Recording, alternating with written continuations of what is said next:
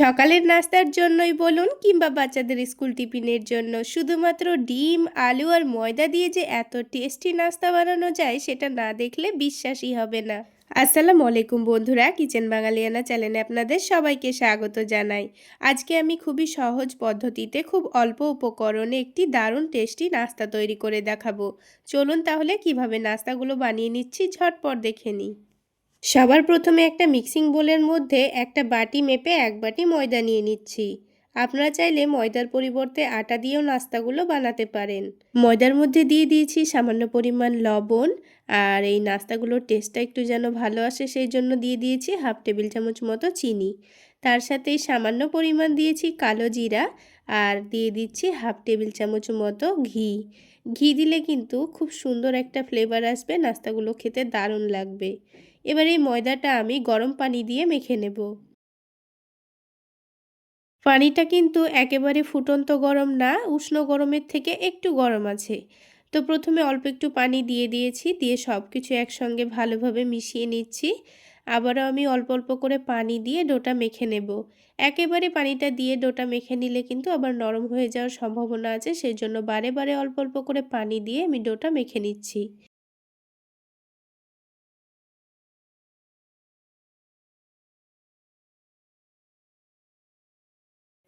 তো দেখুন কিছুক্ষণের মধ্যেই কিন্তু ডোটা আমি খুব সুন্দর করে মেখে নিয়েছি। এবার এই ডোটাকে ঢেকে আমি 5 মিনিটের জন্য রেস্টে রাখবো। আর ততক্ষণে কিন্তু এদিকে একটা আলুর পুরো তৈরি হয়ে যাবে। তো এদিকে একটা বড় সাইজের আলু আগে থেকে সেদ্ধ করে রেখেছিলাম।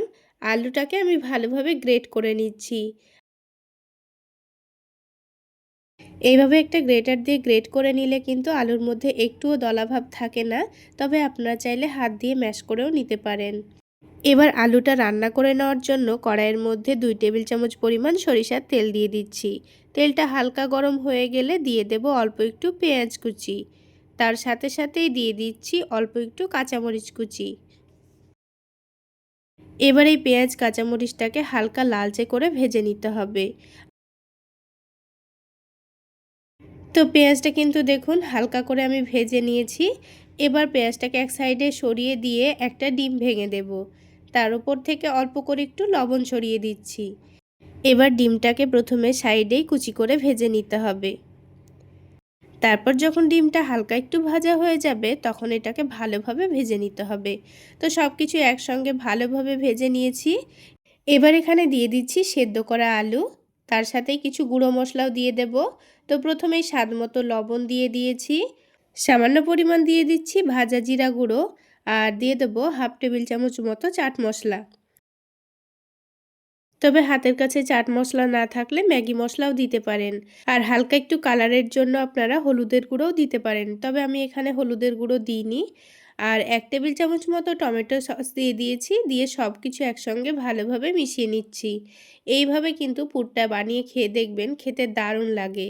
হাতের কাছে ধনেপাতা থাকলে অবশ্যই দেওয়ার চেষ্টা করবেন, আমার কাছে ধনেপাতা ছিল না সেজন্য দিইনি। তো পুরটা আমাদের তৈরি করা হয়ে গেছে, এটাকে আমি তুলে নিচ্ছি। তুলে এক সাইডে ঠান্ডা হওয়ার জন্য রেখে দিয়ে অন্য একটা বাটির মধ্যে একটা ডিম ভেঙে নিয়েছি। তার মধ্যে সামান্য পরিমাণ লবণ আর সামান্য পরিমাণ হলুদের গুঁড়ো দিয়ে দিচ্ছি। আর যদি আপনারা অল্প একটু মরিচের গুঁড়োও দিতে চান তাও দিতে পারেন, তবে আমি আর কিছু দিইনি, ভালোভাবে মিশিয়ে নিয়েছি। এই একটা ডিম দিয়েই কিন্তু আমাদের সবগুলো নাস্তা তৈরি হয়ে যাবে। তো এটা এখন এক সাইডে রেখে দিচ্ছি। আর এদিকে ডোটাও কিন্তু 5 মিনিট মতো রেস্টে রাখা হয়ে গেছে। এবার এই ডোটাকে আবার একটু ভালোভাবে মেখে নিতে হবে। তাহলে দেখবেন খুবই অল্প সময়ের মধ্যে ডোটা কিন্তু খুব সুন্দর আগের থেকে অনেকটাই স্মুথ তৈরি হয়ে যাবে।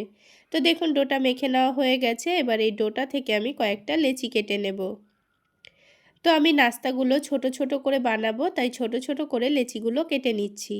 তবে আপনারা নাস্তাগুলো বড় করে বানাতে চাইলে বড় করেও লেচিগুলো কেটে নিতে পারেন। তো দেখুন বন্ধুরা, 1 কাপ ময়দাতে কিন্তু অনেকগুলো নাস্তা তৈরি হয়ে যাবে। এবার একটা করে লেচি হাতের মধ্যে নিয়ে ভালোভাবে ঘুরিয়ে ঘুরিয়ে লই তৈরি করে নেব। তো দেখুন ছোট করে একটা লই তৈরি করা হয়ে গেছে। এবার এটা থেকে পাতলা করে রুটি বেলে নিতে হবে। রুটিটা কিন্তু আমি এখানে খুবই পাতলা করেই তৈরি করে নিয়েছি। রুটিটা বেলা গোল না হলেও কিন্তু কোনো অসুবিধা নেই। তো রুটির চারিদিকে আমি অল্প করে একটু পানি লাগিয়ে দিচ্ছি, তাহলে নাস্তাগুলো বানাতে খুবই সুবিধা হবে। এবার যে আলুর পুরটা আমি বানিয়ে রেখেছিলাম এখান থেকে 1 চামচ মতো আলুর পুর নিয়ে নিয়েছি। তারপর হাত দিয়ে একটু চ্যাপ্টা করে দিচ্ছি। এবার এটাকে যেভাবে মোমো তৈরি করা হয় ঠিক সেইভাবে করে ভালোভাবে মুড়ে নিতে হবে। আপনারা আপনাদের সুবিধা মতো করে মুড়ে নেবেন। তো দেখুন আমি কিন্তু খুব সুন্দর করে রুটিটাকে মুড়ে নিয়েছি। এবার একটু ভালোভাবে এটাকে চ্যাপ্টা করে দিতে হবে। তারপর চারিদিকটা একটু ভালোভাবে চেপে চেপে বড় করে নিচ্ছি। তো দেখুন বন্ধুরা একটা নাস্তা কিন্তু আমাদের তৈরি করা হয়ে গেল।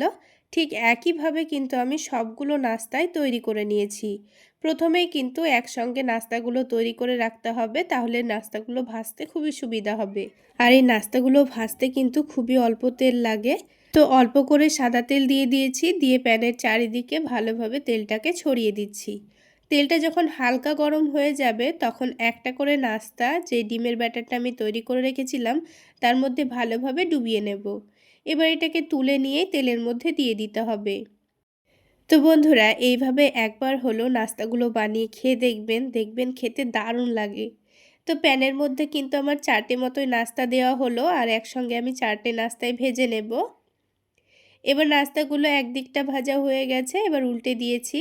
নাস্তাগুলোকে বারবার উল্টে পাল্টে আমি ভেজে নেব। তাহলে ওপরটাও খুব সুন্দর কালার আসবে আর ভেতরটাও কিন্তু খুব সুন্দর ভাজা হবে।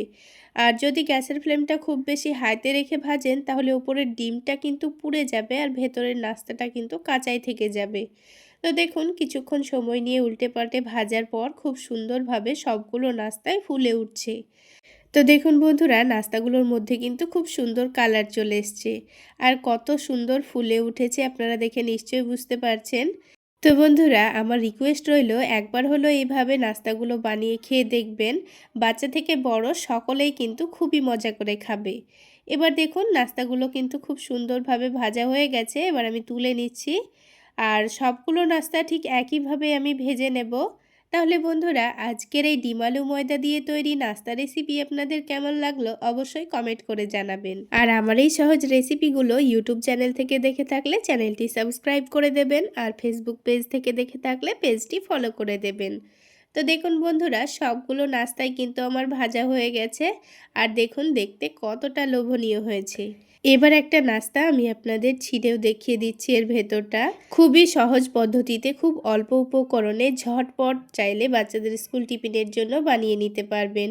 খেতে কিন্তু দারুণ হয় বন্ধুরা, একবার হলো বানিয়ে খাওয়ার চেষ্টা করবেন। এবার এগুলোকে আমি শুধুমাত্র টমেটো সসের সঙ্গে পরিবেশন করে নিয়েছি। তাহলে বন্ধুরা আজকে এই পর্যন্তই। সকলে অনেক বেশি ভালো থাকবেন, সুস্থ থাকবেন। দেখা হচ্ছে আবারও একটি নতুন রেসিপি নিয়ে নেক্সট এপিসোডে।